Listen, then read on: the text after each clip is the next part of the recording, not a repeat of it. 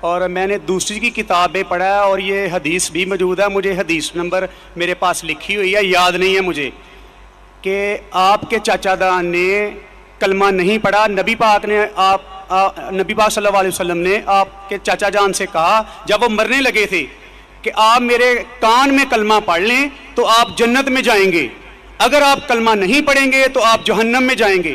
میرا آپ سے یہ سوال ہے, کیا آپ کا سارا خاندان, نبی پاک کے والدین, نبی پاک جب پیدا ہونے والے تھے تو 6 ماہ پہلے آپ کے والد فوت ہو گئے تھے, اور 6 سال بعد آپ کی والدہ, 40 سال بعد آپ کو نبوت ملی ہے.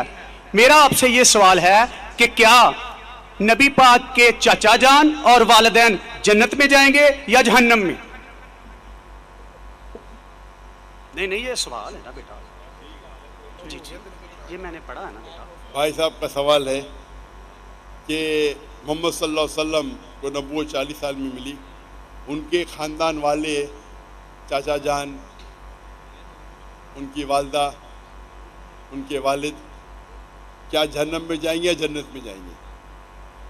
جو تحقیق کرنے کے بعد ہمیں پتہ لگتا ہے ان کے خاندان والے کوئی بھی ہو, چاہے والد ہو, والدہ ہو, چاچا ہو, چاچی ہو, بہن ہو, بھائی ہو, اگر توحید پہ ہے اور شرک نہیں کرتے تو انشاءاللہ وہ جنت میں جائیں گے.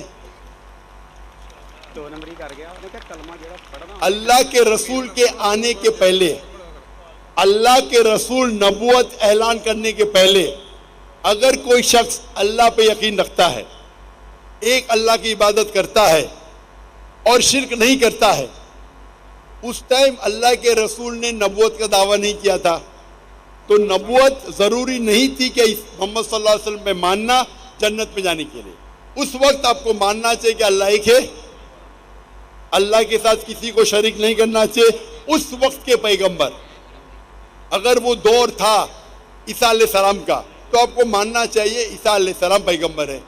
اگر وہ دور تھا موسیٰ علیہ السلام کا تو ماننا چاہیے موسیٰ علیہ السلام پیغمبر ہے. اگر کوئی دوسرا دور تھا, لیکن لازم ہے کہ آپ کو ماننا چاہیے کہ اللہ ایک ہے اور اس کے ساتھ کسی اور کو شریک نہ کرنا چاہیے. تو آپ کس کی بھی تحقیق کرو, والد, والدہ, بھائی, بہن, جو بھی ہے, آپ نے جو ذکر کیا, تو اگر ان کے رشتہ دار, چاہے والد ہو یا والدہ, چاہے بھائی ہو یا بہن, چاہے چاچا ہو چاچی, کوئی بھی ہو, اگر شرک کرتے ہیں, ایک اللہ کی عبادت نہیں کرتے, تو وہ جنت میں نہیں جائیں گے, جہنم میں جائیں گے. آپ نے جو کہا, ایک حدیث کا ذکر کیا, آپ کو حوالہ نہیں پتا تھا, کیا ان کے چچا, آپ صحیح فرماتے, ان کے چچا ابو طالب, انہوں نے اللہ کے رسول کو پروٹیکٹ کیا, ان کو محفوظ رکھا دشمنوں سے, کیونکہ وہ اپنے قبیلے کے تھے.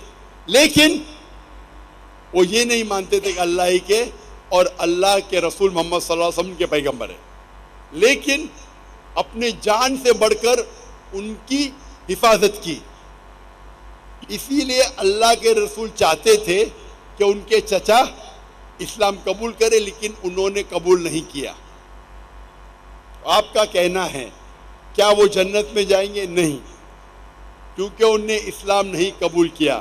اللہ کے رسول نے اپنے رسالت کا اعلان کر چکے تھے, وہ ان کی حفاظت کیے, ان کی مدد کی, اپنے جان سے بڑھ کر کی. لیکن کیونکہ انہوں نے ایک اللہ اور اللہ کے رسول کو یہ نہیں مانا کہ وہ اللہ کے رسول تھے, اسی لیے وہ جنت میں نہیں جائیں گے. مفسرین یہ کہتے ہیں, محدث یہ کہتے ہیں کہ ان کو سب سے کم دوزخ میں سب سے کم سزا ملے گی, یہ ان کی تشریح ہے. لیکن کیونکہ وہ اللہ کے رسول کے پیغام کو ایکسیپٹ نہیں کیے, وہ نہیں مانتے تھے کہ محمد صلی اللہ علیہ وسلم اللہ کے رسول ہے, اسی لیے وہ جہنم میں جائیں گے. تو رشتہ دار ہونے کی وجہ سے کوئی اللہ کے رسول کے یا کوئی اچھے انسان کے آپ کو جنت نہیں ملیں گی. جنت میں جاننے کے لیے آپ کو ماننا پڑے گا کہ اللہ ایک ہے اور اللہ کے آخری رسول محمد صلی اللہ علیہ وسلم. Mic number 2